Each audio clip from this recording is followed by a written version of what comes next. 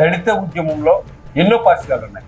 ఆ పార్శ్వాల్లో దళిత ఉద్యమాలని రాజకీయంగా మలుచుకోవటం, దళిత ఉద్యమాన్ని తమ మనుగడకు ఉపయోగించుకోవటం, దళిత ఉద్యమాన్ని దళితుల కోసమే ముందుకు కొనసాగించడం అనేటటువంటివి పార్శ్వాలు. మరి వాటిలో మీది ఏకో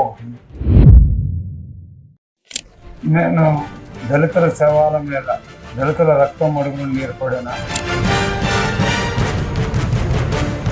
తెలుగుదేశం పార్టీ అధ్యక్ష పదవిని ఆశిస్తున్న కమ్మ నాయకుడిని హత్య జరిగింది. ఆ హత్య పేరుతోటి మమ్మల్ని మధ్యరాడపాడులో ఆపేశారు. పాదయాత్ర భూమి సమస్యల పరీక్ష పక్కదారి పట్టించడానికి జరిగిన హత్యగా మేము ఆ కోణం నుంచి చూస్తున్నాం.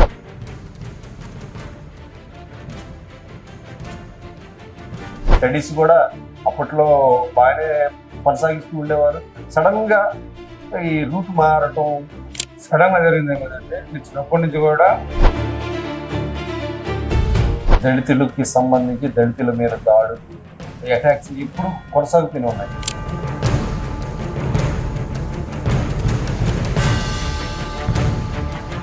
ఎవడైనా చట్ట పరిధిలో సమస్యల పరిష్కారం కాకపోతేనే నక్సలైట్ వైపు వస్తారు.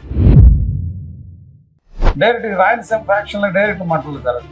చంపి శవాలను మాయం చేయటం. ఆ ఉద్యమాలు చేసుకునేటటువంటి వ్యక్తి ఒకానొక సమయంలో అజ్ఞాతంలోకి వెళ్లాల్సినటువంటి అగత్యం ఏమొచ్చిందంటారు? అది మొత్తం రాజ్యం హింస, రాజ్యం కుట్ర. దళిత హక్కుల పోరాటం అయితే చేస్తున్నారు. మరి ఆ దళితులే మీ మీద కత్తిగట్టిన సందర్భాలు కూడా ఉన్నాయంటారు. ఏంటి దళితుల పేర్లు చెప్పుకొని ఎదిగిన నేతలు, మరి మీకు అటువంటి అవకాశాలు ఏమి రాలేదా?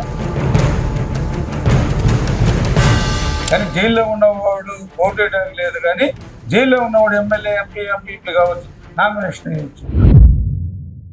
100కి కనీసం 35% కూడా జెన్యూనిటీ, అంటే దాంట్లో ఉన్నటువంటి కేసు వాల్యూస్ 35% కూడా మిగలటం లేదు అనేటటువంటిది గట్టిగా వినిపిస్తాం. 35% కాదు, 10%